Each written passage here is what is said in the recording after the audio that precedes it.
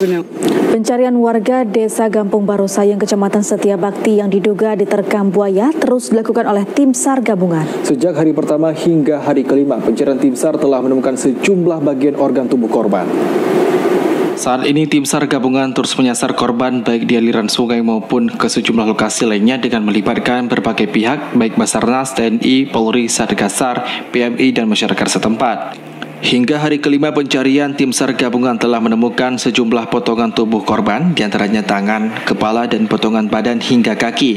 Namun masih ada bagian tubuh lainnya belum didapatkan.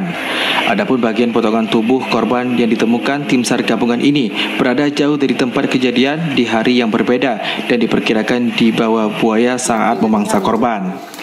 Koordinator Pos SAR Melabuh Rahmat Kennedy menyampaikan penemuan bagian tubuh korban sekitar 300 meter dari lokasi kejadian pertama korban dilaporkan hilang dan saat itu bagian tubuh yang didapati sudah diserahkan pihak masyarakat dan keluarga korban. Menurutnya penemuan pertama bagian tubuh lengan korban berjarak sekitar 200 meter dari sampan yang ditumpangi korban dan 300 meter lagi tim kembali menemukan bagian tubuh, kepala dan paha sebelah kanan korban.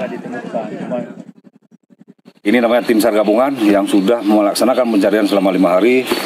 Kami menghitung dan menganalisa sudah sangat maksimal. Namun nanti mana tahu ada kemungkinan atau ide-ide lain di mana mungkin ada celah-celah yang belum kami telusuri. Pada kesempatan dari jam sekarang sampai ke berikutnya akan kita coba aksi. Pada hari setelah kejadian, beberapa bagian korban sampai hari ini sudah kita dapat, bisa kami hitung mungkin sudah sampai 60%.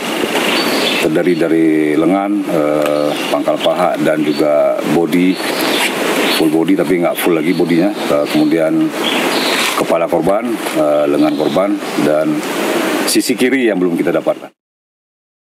Pencarian korban yang diterkam buaya di aliran sungai Desa Gampung Baru Sayeng, Kecamatan Setiabakti terus dilakukan hingga 3 hari ke depan dan berharap sisa tubuh korban bisa segera didapati oleh tim SAR gabungan.